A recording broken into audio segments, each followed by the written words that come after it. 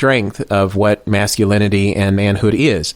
I think there are many people who don't fully realize that they have choice, and I think that first step is the step that's needed to move forward in redirecting the path. I think the second thing that's important to note is that the choice that you make reinforces all other choices. So by having someone in your life who is a positive role model, who's helping you make wiser choices, it reinforces the subsequent choices.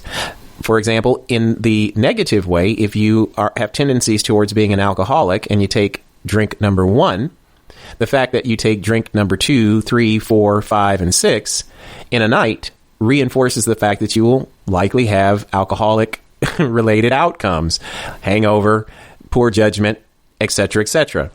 Same thing with the practice of homosexuality. If you choose to be celibate and choose not to engage in any actions that are related to sex at all, you have less inclination in one direction or another. That's an asexual posture. And many people who have desires may choose to be asexual. And that doesn't make them a homosexual. The practice of that makes you a homosexual. I don't think people are born without choice. So I think people can choose what they'd like to do or be.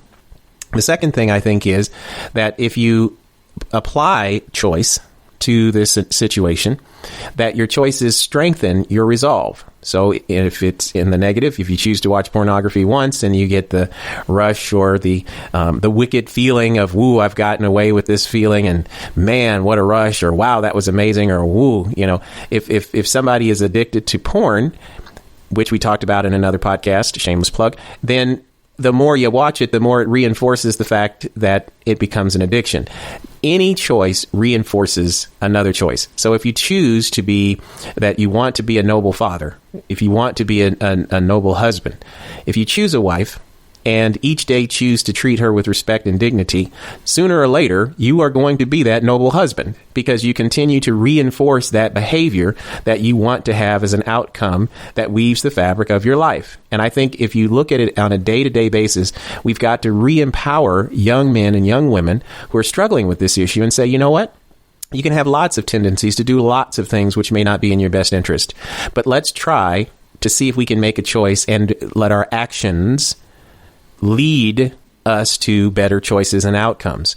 So just like you wouldn't tell your child to drink if they have a tendency towards alcoholism, you can say the same thing about sexual preference, sexual behavior, etc., etc. I don't know if anybody has a disagreeing thought with that, but I would love to hear what you guys have to say about it. I'd like to start to my right. Mustang, what are your thoughts? Yeah, I believe the original, the original question was, do you have a choice? Do we feel like these guys have a choice? These guys are out there, men and women. Hey, I'm gay. Do I even have a choice? Let me explain something to you. If you have no money, if you've got no food, if you've got no home, you're starving of hunger, you still have, I'm not going to say me, if I have no money, no food, no home, I'm starving of hunger. At the end of the day, I still have a choice to move forward with what I know is wrong, which is to steal something that does not belong to me, or move forward with what I know is right, which is not to steal. If Tyra Banks bursts through my door and begins doing a fan dance in front of me, buck naked, and my wife's out of town for the weekend, I don't know how I'd get in that situation or why she'd burst in my door, but I still have the choice to move forward with something that I know is wrong, which is give in to that lust, or move forward with what I know is right, which is kick her out. I'm like, hey, listen, you're beautiful, you're wonderful, but I'm married. You may not know this. I'm happily married. Oh, I knew. Well, then you still got to go, Sure. So my point is, we all have a choice. Homosexuality, pornography, stealing, taking a pen that we know doesn't belong to us. It's as small or as big as we want it to be. But at the end of the day, we know what's right. For the most part, this is all for the people that, assuming we all know it's right. We know it's right. We know it's wrong. Well, what we find now is that there are a lot of people who don't know that, and that's kind of right. Which I like the way you hedged your answer, because I think until we have people who are willing to stand up and say it's wrong, that choice is not a good choice to make. We should also answer the question as to why it's not a good choice to make. Does any BA? Do you want to take on that question? Why is it wrong? Let's take the Bible out of it for a minute, because there are a lot of people who don't read the Bible and don't really care about it. Why would homosexuality be wrong? Why would it? What's the harm in it? I mean, it's if I was sitting down with a 17, 18, 19-year-old boy who's dibbling and dabbling with homosexuality, why would they need to listen to me when I tell them it's wrong? Why? Well, it can make your future very rough. I've heard of many people saying they're coming out of the closet. So let's say I'm looking at a 17-year-old boy, as you said, and I'm not, using what God has used in me, taught me, and shown me and everything like that, but I'm trying to reach this young kid on his level. I mean, the first thing is you made a decision that it's going to be tough. You got to tell your friends. You got to tell your family. You're going to be ridiculed. You're going to be, persecuted in some people's eyes because they don't want to see you this way. And your choice that you made is also, it's just like choices, like Chris was saying, any choice we make, it is sometimes a freeing choice. And if this is freeing you to be open to the idea of life, then it's your choice. I can't say anything to it because, remember, I'm not going with my past or my history, but I'm just sharing with you what you need to hear, because it irks me that, you have made this choice to choose a different path, because, again, you have had a father and mother because they had to bring you into this earth. I had a father and mother that brought me into this earth. Now, at some point, you'll want to have children. And yes, biological children. And I'm a father, I have children, and they're biological. I'm not going to adoption, and yes, that's a great thing in the future. But when you have a child that comes from your loins, and yes, there is artificial insemination and all that they have now, but it is something completely different. And I was there for both of my child's birth. I would tell this young man, it is amazing. So, well, question.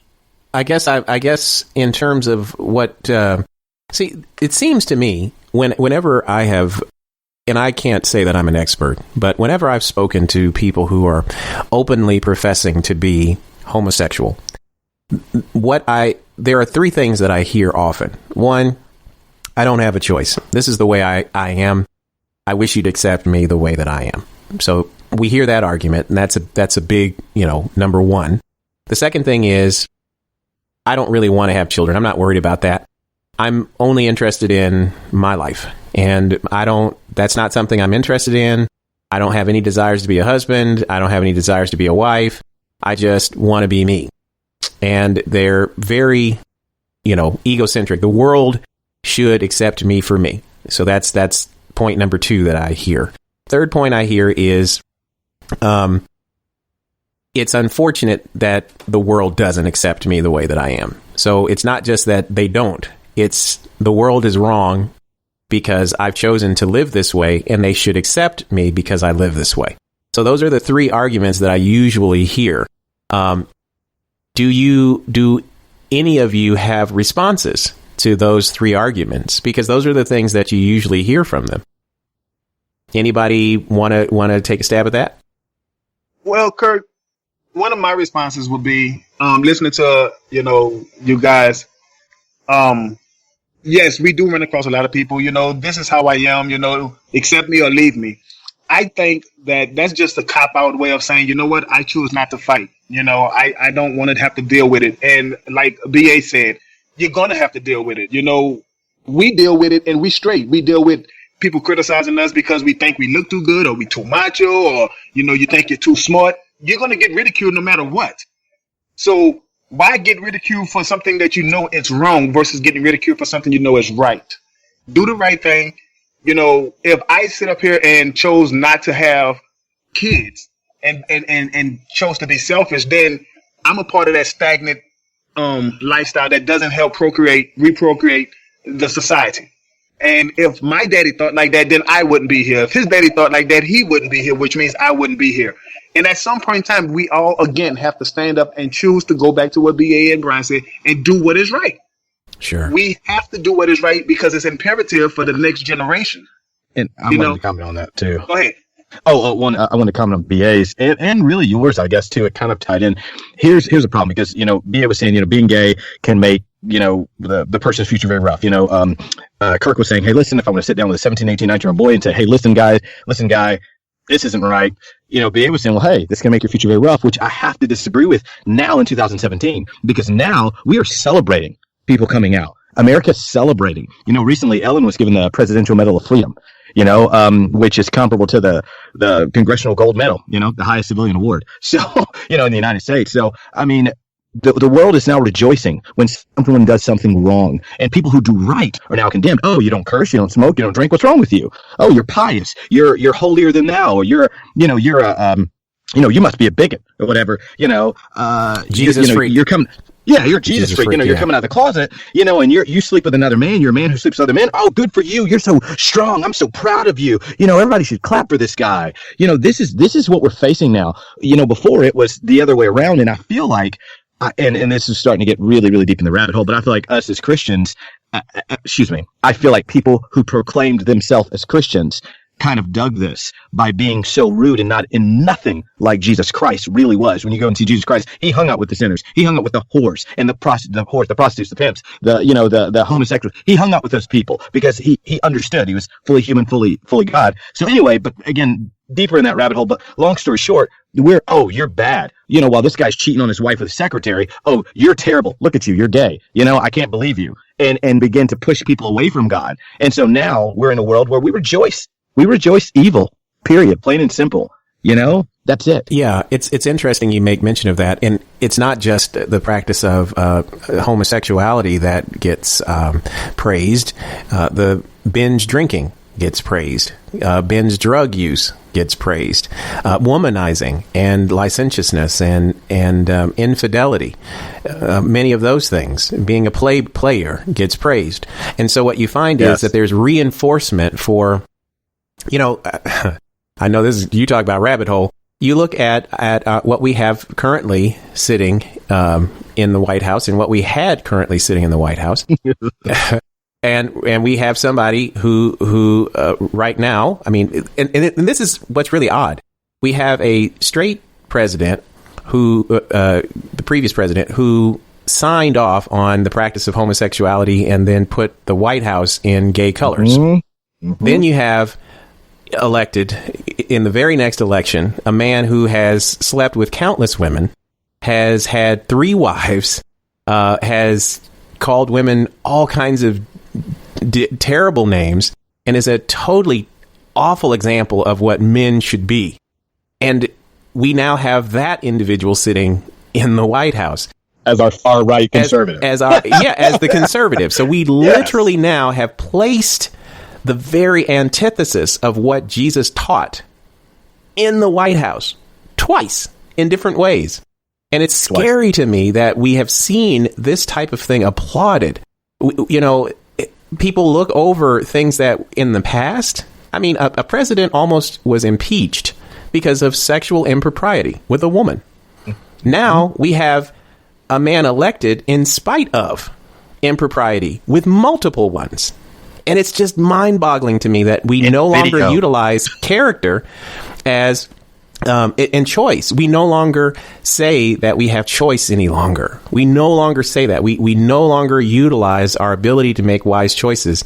We simply relegate our thinking to, well, that's just the way it is. And I want to say, and I'm going to leave the floor open for somebody else, and I don't want to talk too much. I just want to say that I feel like we make excuses for the things that we want to conform to. Right. No, absolutely. We make excuses for that. Right. And that's the sad part, because I think society has allowed certain kinds of excuses to become prevalent while we watch moral decency go down the drain, while we watch integrity, verbal integrity go right down the drain, while we watch family integrity go down the drain at the compromise, while compromising all of our societal values.